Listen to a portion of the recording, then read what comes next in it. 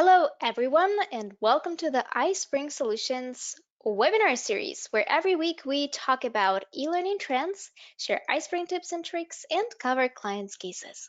My name is Paulina. I'm the community manager at iSpring, and I will be the moderator for today's webinar. And actually, we have a very special session where we will be talking about some iSpring tips to get you outside of the box. And this webinar will be presented by the power user of iSpring. Everyone, please meet James Gilchrist. Hi, James. How are you doing? So I am doing great. How are you? Wonderful. I am doing wonderful, and I'm very excited for today's session. And I hope that you guys are also ready to get a little bit of James' expertise in terms of using iSpring products and PowerPoint. So, James, I would like to pass the mic over to you as well as the presenter rights. That sounds great. Thank you. Well, thank you, everyone, for joining today's session. My name is James Gilchrist, and I am probably going to say thank you to Paulina more than once during the call today, because I'm delighted to be here, and she's been a great person at iSpring to get to know, and we actually met in person in Las Vegas this past year. And I think it might have been the year before that as well. So it's an ongoing connection that I'm really happy to make. So today's session, we're going to be talking about how to create interactions and engaging transitions using video. We're going to be looking at how to create a more immersive learning experience with the iSpring quiz tool. We'll talk about what that means. We're going to be talking about using a custom slide layout to create an infographic and turn it into an interactive tutorial, and how to build a microsite using PowerPoint and a few tips that might help in that regard, and find out why you might want to. The image of the person stuck in a box that Paulina's graphic designers put together to promote this event, I love. It's very colorful, and it really, I think, highlights how it can feel sometimes when you are looking for creative inspiration, but you're feeling a bit constrained. So I want to thank everybody for attending this session. And as I said, thanks to Paulina for inviting me today. You'll notice some pictures in this deck. Those are shots of me sailing in Maine. I'm a sailor, and I hope, I can't wait for summer to come around again, where I might get to do some off the East Coast of the United States. So what can you expect to get out of the session? Since you're here, there's a good chance that you already have a lot of experience creating solutions, and that's okay. This is not a be-all, end-all, teach you everything you need to know in one day. And frankly, iSpring gives you so much power that really creativity is the only thing that limits you.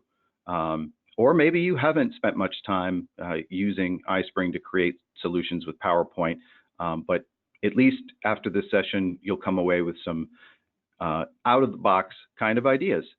If you believe that you can't be creative because you are working within constraints, have a lot of limitations placed on your end user, placed on you by your end user, or your technical platform, don't worry about that, because I find that a lot of times, just like in crafting a song or writing a short story, the limitations you work within kind of inspire you to stretch, and that's really what this session is about. So I'll be sharing some ideas and some things in PowerPoint worth learning, but I expect all of you to be brilliant. Anytime I teach a session or talk to anyone in this field about what they're creating, I'm always overwhelmed by the amount of creative ideas that are out there. So my way isn't the only way, it's just a way, and if it helps you out, that means we're both in the right place. So, unusual to put a resources slide at the beginning of a presentation. This is sort of a shout out to those folks that love to get access to resources. I know if you're like me, you go to a session, you love being told about new places and websites and downloads that you can get access to get your creative juices flowing. I'm going to have this slide up again at the end of the presentation, but I'm putting it up there now. For those of you who want to take a screenshot and squirrel it away, you can do that right now. we'll be talking about a few of these things as we go through the deck. So who am I? You can find me on LinkedIn at the address that you see on your screen, and I welcome everyone to reach out to me after the session at any time and talk about what we talked about today or anything else for that matter. I work for a global financial institution with offices around the world called the Depository Trust and Clearing Corporation. We're about 4,500 to 5,000 people. We are advancing industry-leading solutions that help secure and shape the future growth and development of the global financial marketplace. Some information on the slide here about DTCC, how we secure the marketplace, mitigate risk, and create market efficiencies. I live and work in the New York metro area and am part of a great team inside the company supporting our external clients. Don't need to know that much about my company. It's just important to know that I'm pretty much involved from the very first moment before a learning solution idea presents itself. I'm talking to an end user, trying to find out what the need is, performing the analysis, coming up with a storyboard and a design, and then I'm probably going to develop the solution. I'm going to test the solution, QA the solution, and finally publish the solution, and later maintain that solution. So very much a soup to nuts kind of role that I find myself in. That might resonate with you, or you might only have to do one or two of those phases. All of the examples I'll be showing you today are living solutions. They were actually created to address DTCC specific use cases, and I'll talk about some of the factors that led to their development and the circumstances surrounding the development process. I typically serve two masters, the end user of the solution, but also the product or relationship manager for the financial product for which I am creating a solution. So we're first going to be talking about creating interactions and transitions using video. And before we get into that, we're going to make sure everybody has the same familiarity, or at least an understanding of the basic tools in PowerPoint that we have to be familiar with to do any of this. So I'll be going through those tabs in just a moment, but I'd like to get some feedback and hear from you. So maybe we could queue up the first poll question, Paulina, and folks can weigh in and answer the question: if you regularly add video to your PowerPoint slides before you publish with iSpring. Yeah, we do have people voting so far, Okay. and yeah, the battle is on. All right, Okay. awesome. This is So I really will close it, okay, right now and okay. share the results really quickly. Yep. All right, so you guys can see that there is 56% for no and 44% for yes. So that's, first of all, I love that number. If I could have seeded the audience, that's exactly the proportion I think I would have wanted to have here, because that means that some of you are probably pretty familiar with what has to be done in PowerPoint to make a video perform the way you want to. And some of you may now learn that there are some things you can do with video that maybe you never thought of. So that's great. The next question is a little more specific. So first, it's not as unusual for people to add video and put it on a slide as part of their content. But what I'm going to be talking about shortly is literally using video clips to spice up transitions from point A to point B in the project, or from one slide to the next, or one topic to the next. So go ahead and weigh in. And if you've ever used a video, not the PowerPoint transitions that are available within the program, but an actual video that you dropped onto a slide to serve as a transition. Okay, I'm seeing some results. 89% no, 87% no, only a few yeses. I love that there are some yeses. Yeah, so I will close the poll. Thank you very much, guys, for voting. Yes, thank you. So this, for most of you, will be kind of a new idea, which is exciting. It's always great to get a new idea. Get to the next slide. Okay, so let's first talk a little bit about the the important tabs and functions that you need to be familiar with in PowerPoint. Whenever you begin working on a project, for example, I like to open the selection pane. The selection pane can be found by clicking on the Home tab to the left of your tabs at the top of the PowerPoint interface. Then you look all the way to the right. On the right side, you're going to see Select. And if you click that, you're going to get three options. What you want to do is click the selection pane. Now, if you've ever put a lot of stuff on a slide, you know that the selection pane is your friend because you can quickly and easily get a hold of objects that are maybe behind other objects. Maybe they appear eventually but haven't appeared yet, so you can't see them. Basically, once the selection pane is open, you can select an object on the slide and it will be highlighted on the selection pane. So here you can see on the slide, you can't see the slide, but you know that a video has been embedded on this slide, and right now it's what's selected. Notice also that it is all the way in the back. If an object is behind another object, you will still see its outline through the other objects on the screen. And once the object is selected, you can change its properties. The idea of putting a video behind other objects, like rectangles that have text in them, that is going to feature in what we do a little bit later. So just if you have never thought about putting a video behind other objects, that's really what makes this process fun. So finally, to wrap up the selection pane, you can also use the eye icon over on the right. Clicking the eye icon turns off objects individually, so you can hide things that are blocking your view. You'll see how this comes into play when we're working with video transitions. And then finally, you can use the show all and hide all to make quick visibility changes to all of your objects. And you can left click and drag on one of the objects. And if you drag it up and down, you move it from to the front or backwards. Down is to the back. Okay, probably a lot of you are familiar with that, but it's very important to make sure if you aren't, that you understand how that works. The Transitions tab. There is an element on the Transitions tab that we are going to be using. iSpring does a pretty good job of converting PowerPoint's transitions, but we're going to be using some video clips. And in order to use them effectively, you need to look at the advanced slide timing function. So over on the right-hand side, all the way to the right on the Transitions tab, you're going to see this advanced slide. And you want to decide whether your transition slide should advance automatically when its media finishes playing, because if so, you'll have a seamless transition to the slide you're going to. And or if you have both an audio and a video file, which a lot of my projects do as the transition, you get this cool sound effect that isn't actually embedded in the video clip.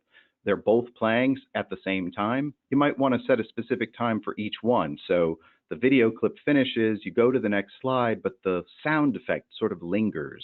So that can make for a very interesting experience. Finally, the Video Tools tab. This is sort of the meat and potatoes. When you select an actual video on your slide, that tab appears. And using that tab, you will control how the video starts. You often want it to start automatically if it's transition. You want to decide whether it's going to loop and if it hides while it isn't playing. And you'll also need to position it behind any other objects or text, which is why we looked at the selection pane. Over here on the right side, you can see I've got an audio file, I've got two video files that are going to play in sequence, and then I've got these interactive objects that are floating in front of them. The fact that you can do that in PowerPoint and that iSpring preserves that behavior when you publish it is so fun. It's a really creative tool. Finally, the last thing to pay attention to is the slideshow tab. Now, this doesn't factor in as much when you are previewing your work in PowerPoint, but once you publish it, if a video clip has been embedded to serve as a transition, you typically don't want the media controls to appear. In other words, you don't want the play bar to be floating in front of your video in the short time that it's displayed. You just want it to happen and go by and not detract from that experience. So this is a project-wide function where you choose to show media controls or hide them, and typically I disable them. So uh, we've been talking a lot about video clips being used as transitions or even backgrounds. On this slide, you can see two examples, still images of some really cool transitions that I chose for one of my projects. You might be surprised to learn how many of them are out there. You can go to videoblocks.com or any number of sites and do a search and filter on the length of the video. Get down to 15 seconds or less, and you'll find a lot that you might find interesting. So now we'll look at a project that I incorporated them. So let me open up another file. Okay, this particular project has been retired. It was created, and I'll talk a little bit more about this when I get into the topic about the microsite, but it was created to make it possible for regulators, the financial regulators, to have access to a curated collection of learning solutions that were all in one place. So we took close to 100 courses and put them all into a single PowerPoint deck and published it and put it on a single page on our company Learning Center website. And it saved internal folks from having to spend time sitting down with the regulators when they would come by to learn stuff and guiding them all over the website. You know, we basically picked all the stuff we knew they needed and were able to load it up into one site. So I'm going to click on this just so you can see what starts to happen. But I am pretty sure it's not going to look very good.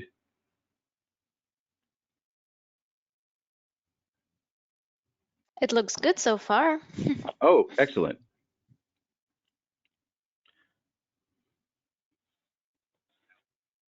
So I'm not sure if you can hear it, but right now there's a voiceover that is myself giving people basically that breakdown of what I just explained, what the project is for and how it's intended to be used. So what you're seeing now is what you saw on the previous slide were a combination of an audio, which was these cinematic guitars, and the spinning globe in space. But before the globe, you had that sort of that flying through light. That video played first. Then you saw the spinning globe. Then the zoom effect on the globe was actually an animation applied to the video clip. So if you can't edit the video file that you found, you can still play around with it by using a zoom or a move with the animation effects and make it do what you want. And this brings the end user to a screen that allows them to enter the portal. And what's great is that you have this very engaging sort of living globe spinning in space, and yet it's also the main menu. This image right here, this DTC, that's an acronym that stands for one of our companies. It is a solid rectangle with text in it that has been made transparent. It's the fact that it's a solid object that you've made transparent that makes it possible to turn it into a button. So I'm going to click this, and you're going to see where it takes us in the portal. And on the way, you're going to see an example of that video transition. Fingers crossed, here goes.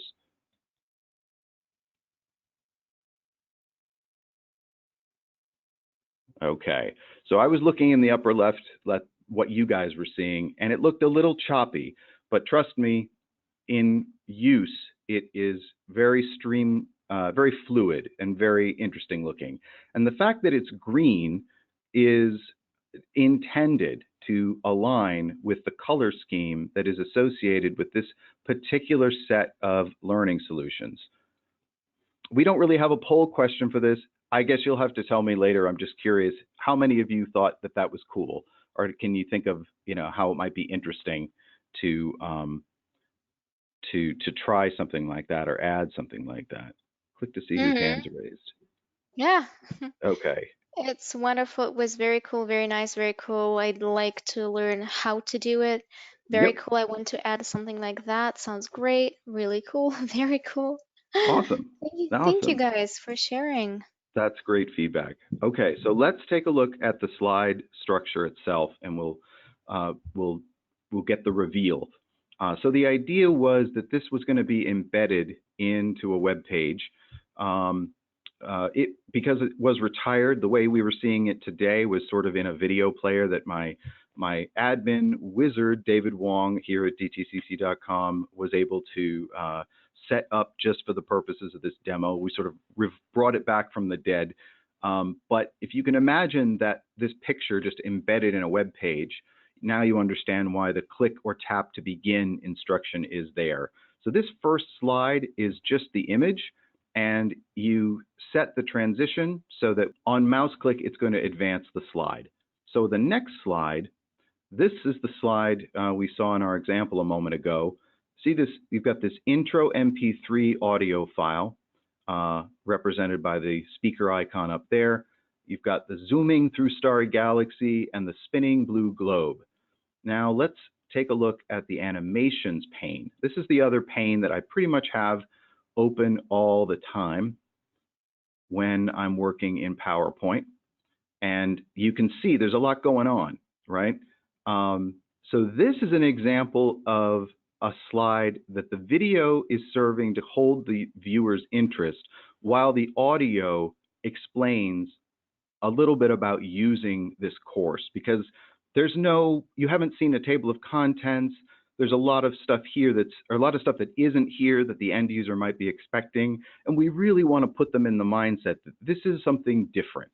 So bear with us as we explain it for a few seconds, and then you'll be let loose and free to explore. However, we understand, for example, that if you've come here for the second time or the third time and you don't really want to hear that intro, we always make sure we give them this physical navigation aid. They can click this arrow and it's going to skip the intro and take them directly to this slide. Now, what is this black slide doing here over on the left in between the first slide and the second slide? The reason that slide is there is because I have learned that when you embed video on a slide and you tell it to play automatically, there are times, either in PowerPoint or when you publish the end result, that there's a little bit of a hiccup. There's a little bit of a skip, a little bit of a judder. There's just something that it's like the slide appears and then the video loads. And if you give PowerPoint and thus iSpring a couple of milliseconds to get used to and prep for the idea that that video is going to be playing, which I accomplished by putting an interstitial slide, a blank black slide that's only 0.3 seconds long, it just makes that landing on this slide look that much smoother. So that's something you might want to bear in mind if you're going to put video on slides for background or transitions. Think about maybe throwing in that interstitial slide that hides what's going on behind the curtain. Now, on this slide, here's an example of the interactive objects I was describing. And remember, the key here, these are simple. You just turn these into links to particular slides in the deck. And as long as they are transparent rectangles, not fill-less rectangles, you can click on them and they just work. So no reason they can't be just floating here in front of the video, which is awesome.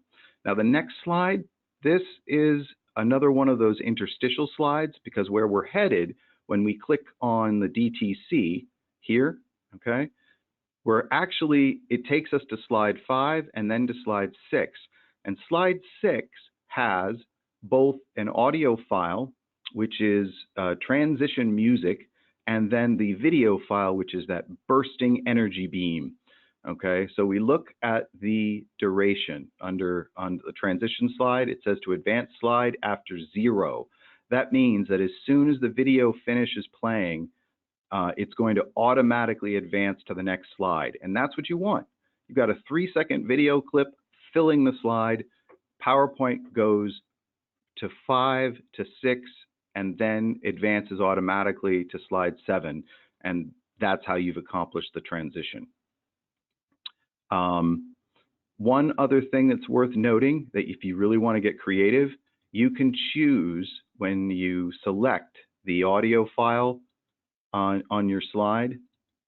And I did this, I said,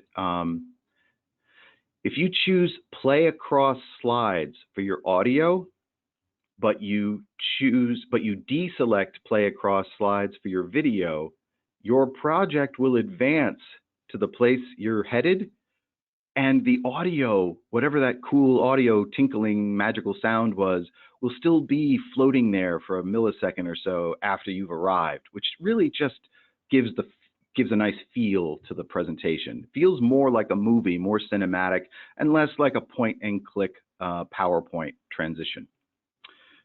So I guess I should stop there and ask if anybody has a question about that process that I just described. Does that make sense, Paulina? Can we ask a quick check-in, make sure people aren't Hmm. lost?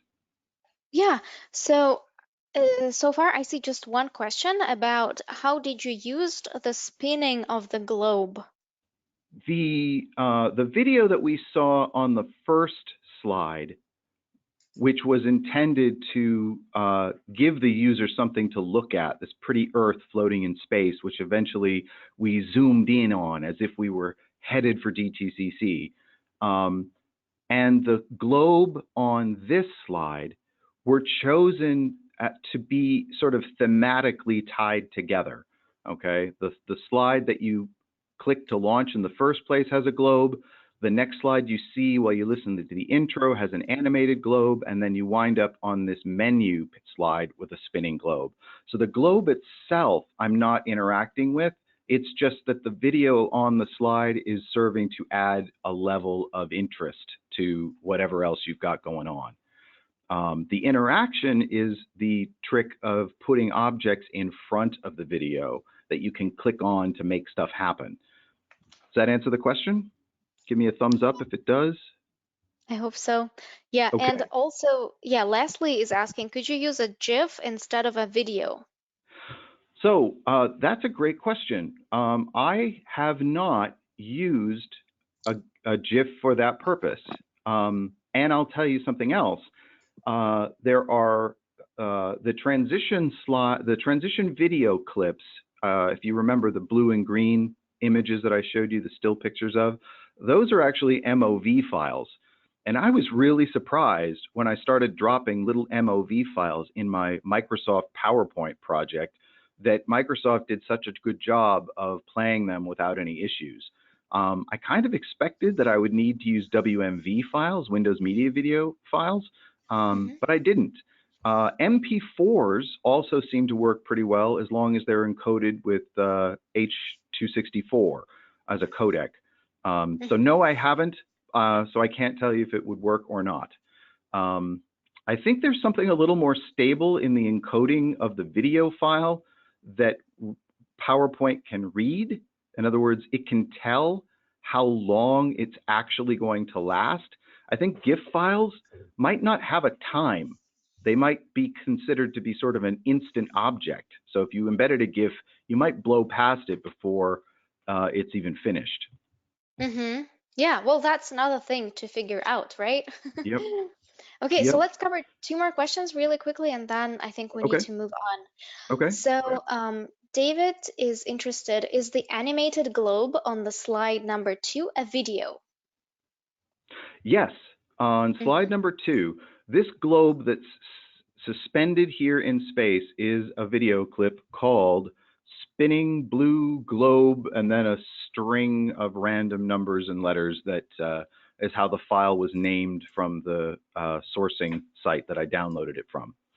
Hmm. So, yep, All right. and all it does is sit and spin in space. The zooming in, you can see now with the animation pane open, you see this arrow pointing down, that's your zoom effect. So I literally figured out exactly how long that zoom line needed to be to zoom in on the globe and then have the slide fade out for that sort of zoom in effect. Mm-hmm. That's Gotcha. And yeah, Terry is curious sorry, could you repeat that part about the play across slide? Yes. Okay. So on my, not I'm calling these empty slides interstitial. Okay, they kind of go in between the slides that have video on them. But when we get to the actual transition slide, it wasn't enough. I'm a sound guy. I write music. It's hard it's hard for me not to put sound into a presentation. So when I found my bursting energy spinning beam of green light, I thought you should hear something that evokes that sound. It makes it that much more impressive. So I embedded both the audio file on the slide and the transition music speed up, that's in the background, and the video is in front of it. So you don't see the icon for the video, but if you select the audio file and you go to the playback, and if you were to choose play across slides, that would mean that the PowerPoint would advance. See, it's set to 0 after 0. Basically, when the video file is finished playing, it will automatically advance to the next slide. But because the audio file has been set to play across slides, it will still be heard when the user arrives on the slide that they're headed for. And that's just really cool. To have something that carries over across the slides in the form of that audio is a nice effect. I hope that answers the question. Thanks so much, James. I think we need to move on now, and all Okay. the other questions we will cover during the Q&A. So guys, Okay. keep an eye on that. Great questions. Great questions. Now let me. I want to find my presentation again. Let's see here. This should be it. Yes. Okay.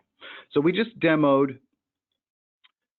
video transitions. The next thing I wanted to talk about, kind of a simple concept, but one you might not have thought of, is how you can use background images and live video in your quiz tools to add some extra immersion for your end users.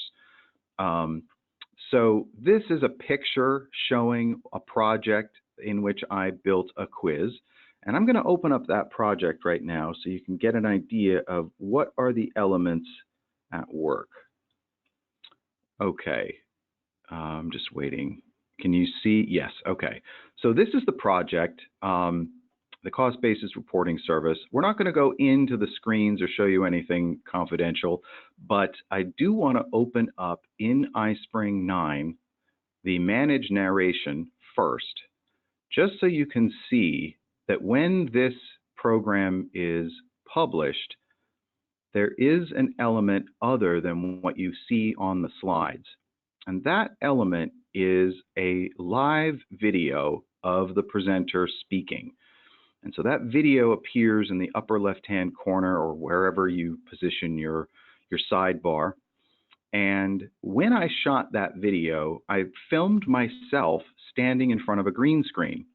And you can look here in the timeline. It's still popping in. It takes a little while this is like 3 gigs of content that's popping in right here. So we like to give iSpring a chance to catch its breath, let all the slides pop in. I'll say that just as a tip. Notice as I scroll down here, these slides, there's like 87 of them or something. They've taken a little while to load in. Before you start messing around with your video, just let them all load in, let them all pop in, and you'll be happier as a result. But what I wanted to show you is on the right, you can see me standing in front of a green screen. And I went to one of those sites I put on the resources page and got this studio background. It's got some transparent windows through it, so I threw a cityscape through as if you were looking out a window at New York.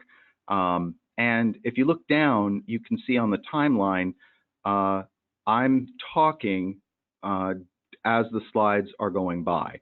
So I wanted to show you that because now we're going to close this. I'm going to exit without saving because I didn't change anything. And now we're going to go to a slide that has a quiz on it. Now this is obviously just the thumbnail that iSpring creates when you put a quiz in your project.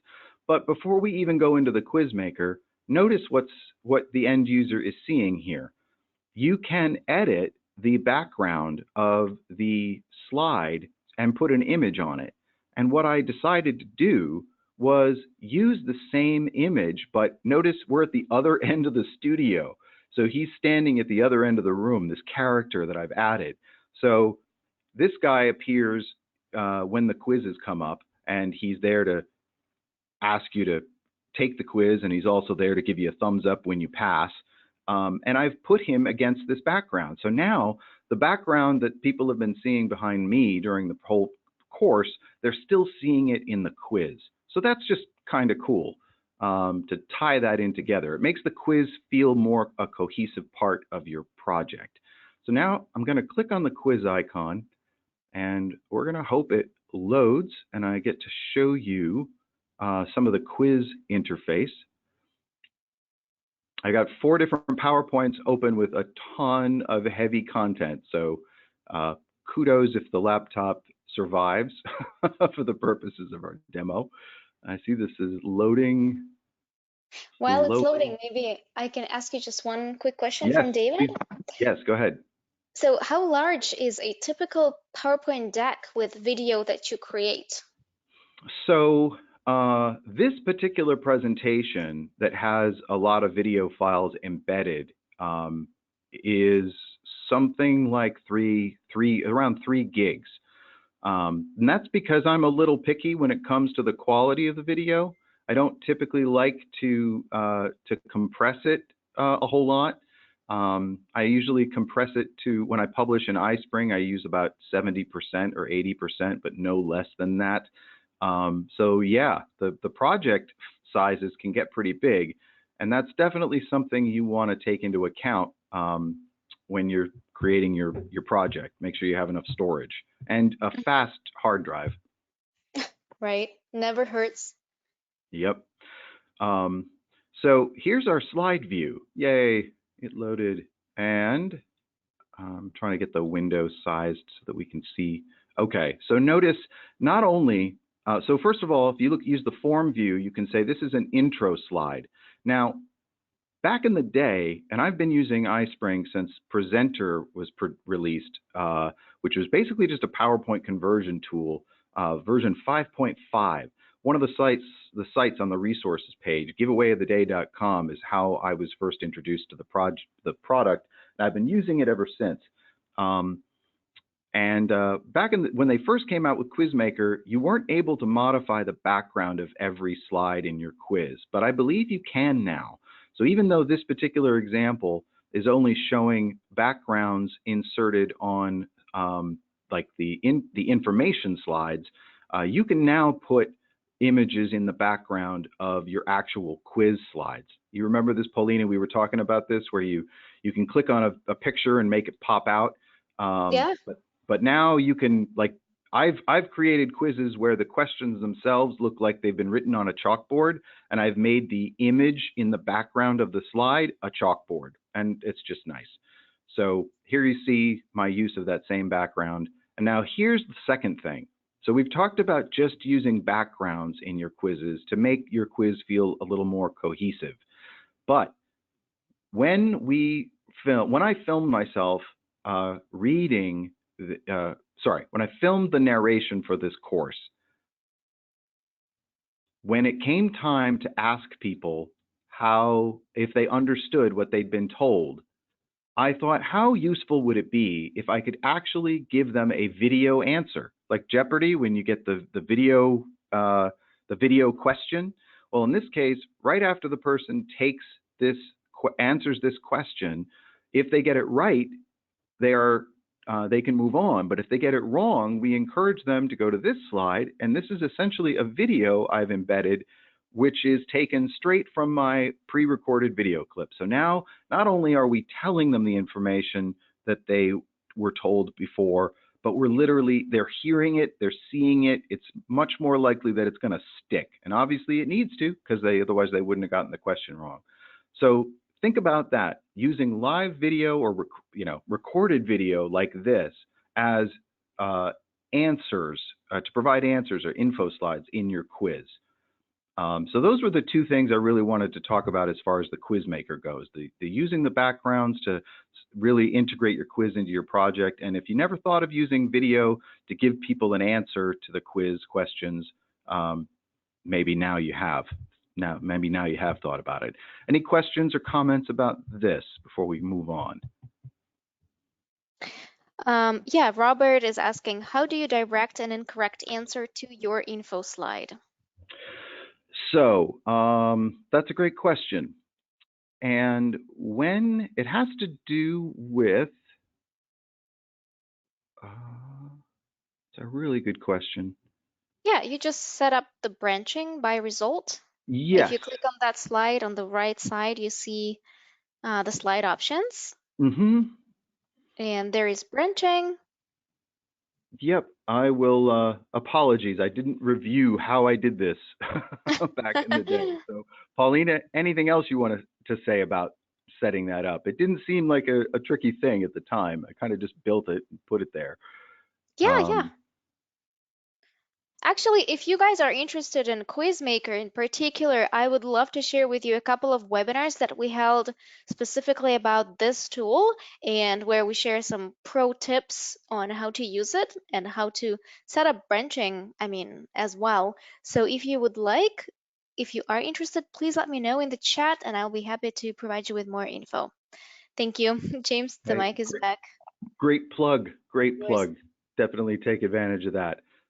So any other questions or comments about, do you think you might use this? Raise hands. Do you think you might use this in your quizzes now that you've seen it done? Hopefully it resonates with you. Okay, so I'm going to close the quiz maker. And that's going to take us back to this presentation. And we will move on to using custom slide layouts and creating interactive infographics. So it's time for another poll question. Turn back to your desk if you've been looking somewhere else. Here's the question.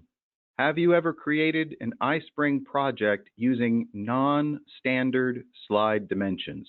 So instead of the default 16 by 9 or 4 by 3 static slide, the slide image that comes up by default, have you used a vertical slide? Have you put in your own dimensions for the size of your slide? And have you created something, like a panoramic? So that's what we want to know. Have you done that when you've put together an iSpring presentation? And I bet you can see the answers. Let's see And here. 89% said no. Aha! Yay! So I'm so far I am 3 for 3 going outside the box. This is great. I'm glad that I can introduce this concept to you. So, but why would you do this? Why did I do it? The answer is I was working on a project where the product managers had spent a lot of time coming up with a flow chart that was pretty robust, and it walked people through 5 different types of trade activity. You went from top to bottom. Now, the problem with the image was that as a static infographic, while all the information was there, without someone guiding you through it, you really couldn't follow it. It was difficult to follow. So so what I wanted to do was preserve the image that they had come up with, in which their clients were used to seeing, but turn it into something that was interactive and that walked people through the flow. So that was the limitation. Use the image you've got. Now the problem was it was designed in this vertical format. So that doesn't necessarily lend itself to PowerPoint, but it absolutely lends itself to a web page, right? Where you're scrolling up and down. So rather than create something where all these different phases of the flow were on different slides, I created something that let them see everything at once. So I'm going to open up this project and let's see here, where you can see how that was built. And this is a good time to mention, if you're looking at this slide, you may notice that it looks pretty weird from a text standpoint, right? You've got some information is legible and the rest is like lorem ipsum, right? Well, did you know that there is a macro that you can download from the web that you can run on a project in PowerPoint, and it will automatically replace all of your text in your slides with lorem ipsum.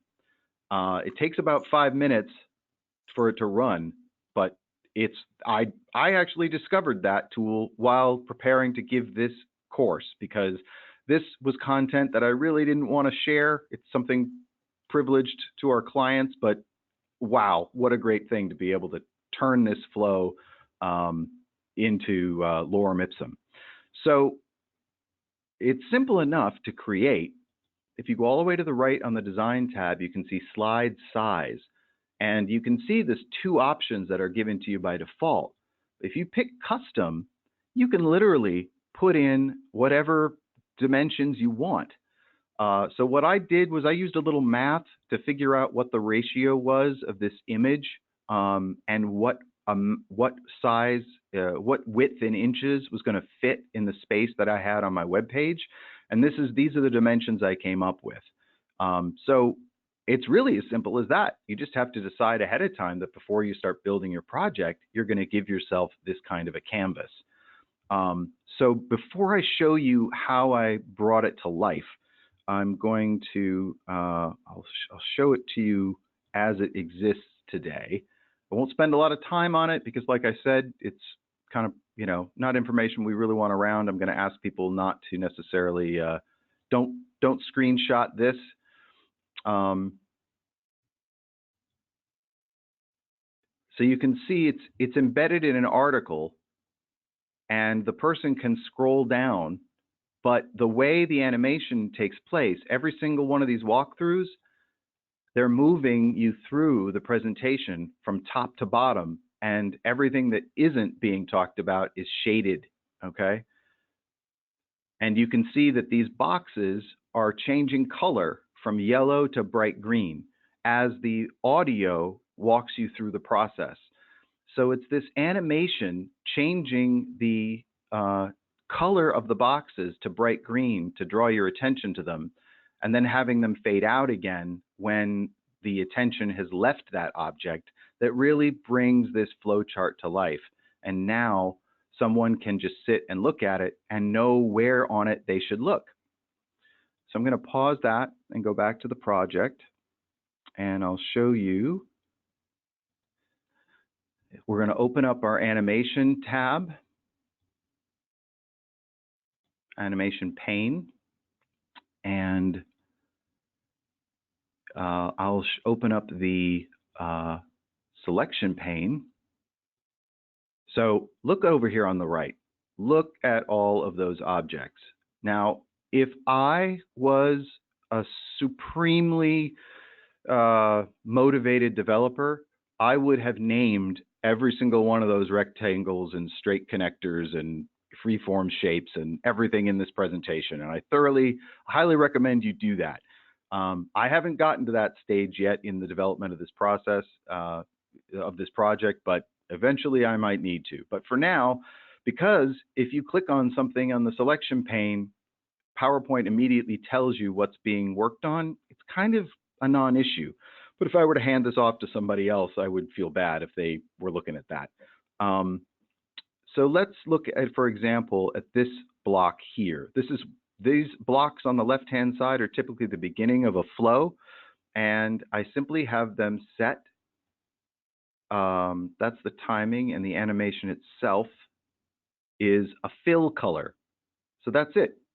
I take the object, whatever the original color is, I have the effect be fill color, and I choose this bright green every time I want that object to light up. So I think that covers this. Any questions about either the use of a non-traditional layout or creating these animation of a flowchart, or think that it would be useful? So there is a comment from Steven. Okay, PowerPoint does Stephen. have a PowerPoint does have a maximum dimensional size of 56 by 56 inch. I have encountered this max while making academic posters. Yeah, well, that's cool. I love that. Uh, Yeah, Brian is asking, when you change one, does it automatically change the rest, or can you go back and forth? so when I change one what? That's the question. I'm not sure.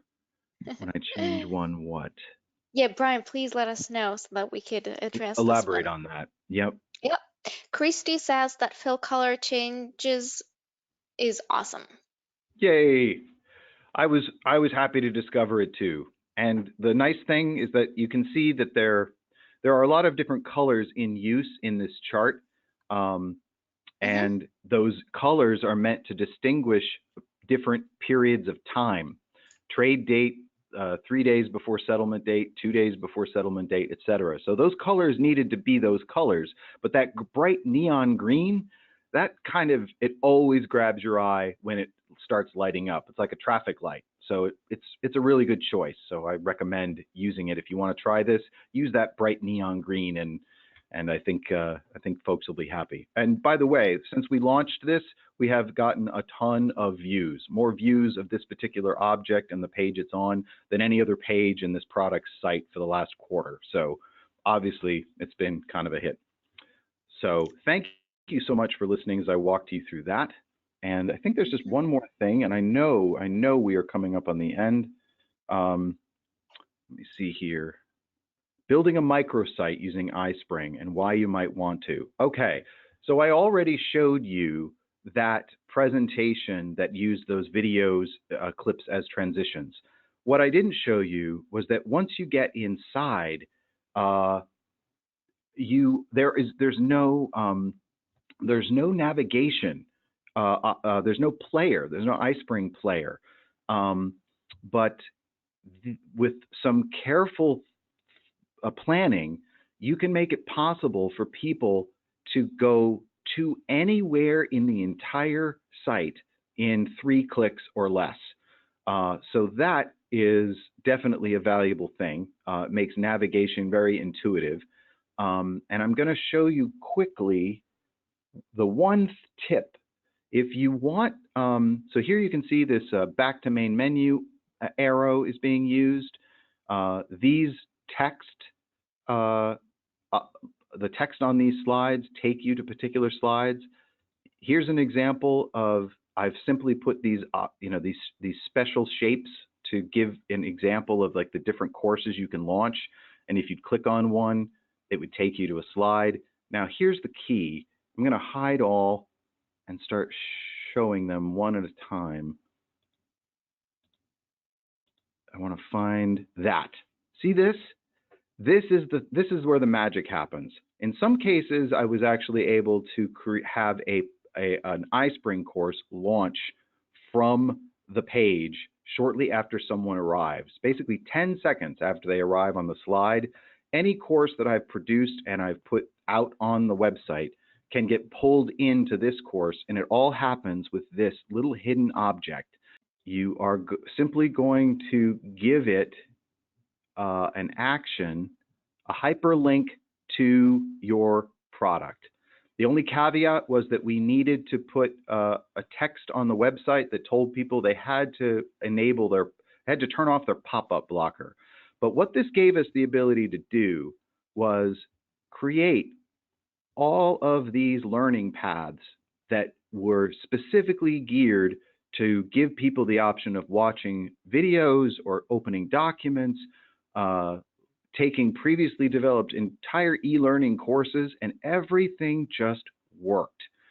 You can click on people to get little text pop-ups, right? So just the structure of this is somewhere around 80 slides. And then as you can see from some of these slides, you've got a lot of different assets that you can launch from here. And again, what makes this great is that everything that this client needed was in one site. They didn't have to navigate like in a traditional website, and they could get anywhere in it in 3 clicks, back to the home or to the beginning of their particular business section. So that's mostly the explanation is just in the showing it to you, and that little key that just drop an invisible object on a slide, tell it to appear 10 seconds or however long you want it to appear, the course to appear after someone arrives at a slide, give them something to read, and you can pull, it's like you've made an LMS out of a PowerPoint. And here you can see images These are basically links to launch courses that look like this that were created using iSpring as well. So any questions about this as a concept? Think they might, try to do this? I gotta say, one of the things that when I tried building this like 4 years ago, the fact that I could do this in iSpring and when I published it, it just worked. As long as my links were right, everything behaved exactly as I wanted it to. I was sold. It just, I couldn't believe how robust a product iSpring was that it let me do all that. As promised, the resources slide, which you're going to see in the video. And yeah, just questions. I'm sorry we used the most of the hour or went over before we could ask some questions, but I'm happy to stay on for anyone who wants to keep asking questions. And for those of you who tuned in today and those of you who are watching this after the fact, can't thank you enough for taking an hour out of your day to spend some time with me and Paulina and learn tips and tricks about PowerPoint and iSpring to help you get outside the box. Yeah, right. And actually, it has been a very intense hour with lots and lots of things to start using right away as you log off of the webinar. And before we actually move on to the questions, I would like to mention if you guys could take maybe 2 minutes after this webinar and take our really quick survey and let us know how you liked this particular session so that we could provide you better content in the future. You will see, the survey will pop up as soon as you log off of the webinar. All right, so let's get down to our questions. So Brian asked the question, when you change one, meaning the slide size, does it automatically change the rest, or can you go back and forth? And actually, we have two more people asking the same thing. Now, thank you for clarifying, Brian. That is a great question. I believe that, and I'll let someone else answer this if I'm not correct, but I believe that you can set the dimensions of your slides individually. However, for my purposes, I wanted all of the slides in the deck to be the same size because then I could make sure that when I published it with iSpring and I looked at and I made choices about the objects that would appear on the bottom bar and the top bar, that nothing, because it was a little skinnier than usual, right? Because it was vertical, I had to make sure that some of those buttons didn't cover up other buttons. So for me, trying to figure out how the navigation aspect of it would work if your slides kept changing shape, and certainly if you're embedding it on a web page, if you do that, I think you're going to wind up just like when you turn your phone on its side and the app doesn't, and the app rotates, but now you can only see a third of it. Like, I think you could have some issues there, but that's my feedback on that. Thanks a lot for covering that. And Amy is asking, what does non-traditional layout look like for the viewer? Oh, okay. So that's great. When I will go back quickly to the so here we're looking at our company website. This is the learning website, and just to give you a frame of reference, like there's the the navigation for the site at the top. We got a left-hand menu, and we're looking at what we call an article, which is basically a single page. I've embedded this tutorial in the width that my page allows for, and it just plays. Now, the fact that you click on it to make it start playing. Now, the fact that I can't see the bottom really doesn't matter because the way I've designed it is that the animation is always going from top to bottom. So as it proceeds, you can just scroll down the page. So you can pack in a lot of content without the user having to go anywhere else. And we also have two functions. If they're on a PC, I tell them that they should probably use the double-headed yellow arrow in this case so they can get into this full screen mode. And the other option, if they're on a cell phone, they can push this full screen button. And now, yeah, it doesn't look so good on the web. But if you do it on a cell phone, it's going to basically fill your phone screen with this image. And because while these boxes are a little small, because I have big text boxes that come up to give you information and there's audio, it works pretty well. I hope that answers your question, Amy. Thank you so much. And the next question is from Ruth. How did you publish this file? Is it SCORM or is it a video? So we're still talking about the tutorial, right, with the flowchart. So that is just HTML.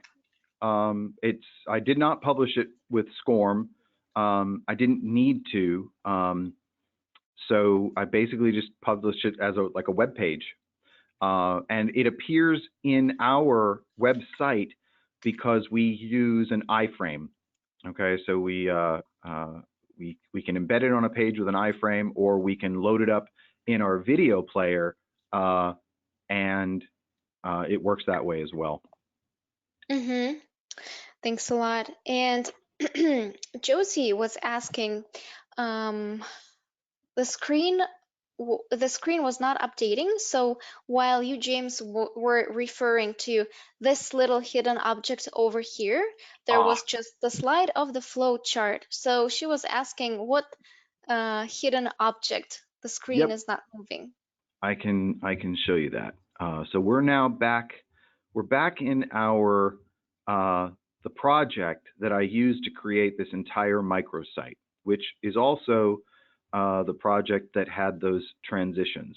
And the thing I was showing you was that on a particular on a slide here, I'll show all. So here's an example of that. If you arrived on this page on the web, and you see it says, please allow any pop-up windows that may appear, click anywhere to return to the previous slide.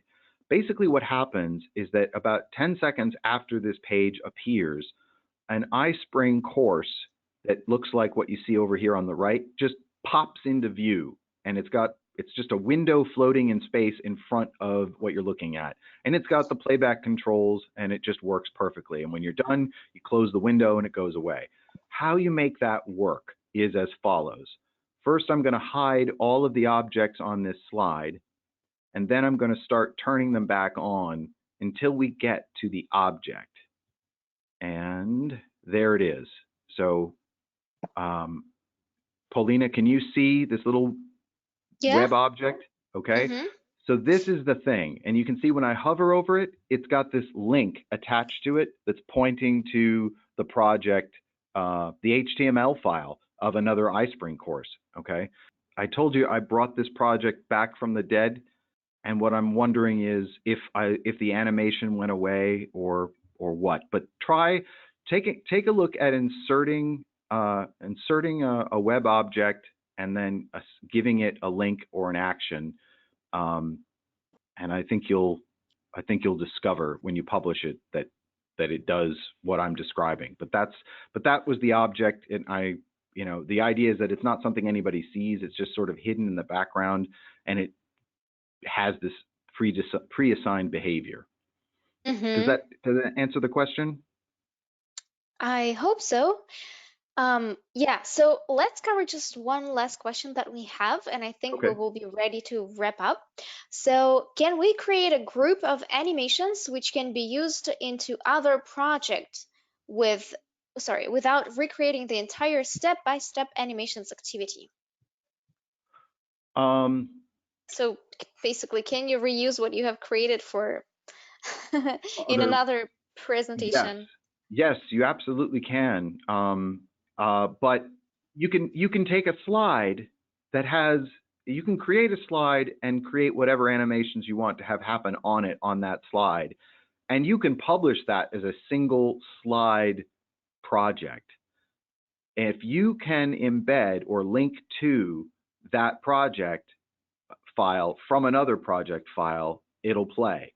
But it really depends on what you're talking about doing, because think about it. If you're talking about embedding, if you want to embed an animation that you created in one PowerPoint and you want to embed it in another one and then publish it, why not just copy the objects off the slide you created in the first one and paste them into the slide in the second one? Like, why call it if you don't need to? But I do know, and I have done this, little animations, things flying in front of other things, circles animating. Like, I've created all kinds of sort of mini iSpring animations, published them with no player, and then called that object.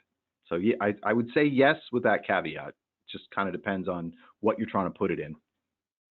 Thank you so much, James. At this point, I see that we have covered all the questions that our audience have sent out throughout the webinar, and that is amazing. And I would like to thank you for doing this wonderful webinar. I have received lots and lots of comments how people liked what the information that you shared. I would like to read just one comment out loud really quickly.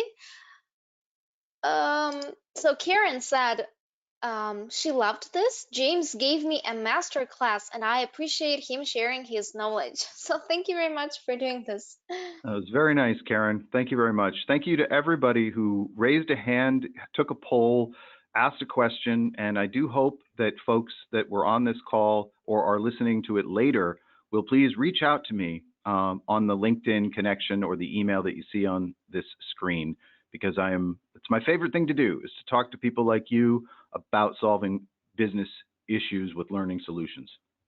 Right. All right. So thanks a lot, James. I hope this is not the last webinar that we have together with you, and we would definitely love to have you in the future. Thank you, Paulina. It'd be my pleasure. And you were great. Thanks for all your help. This is great.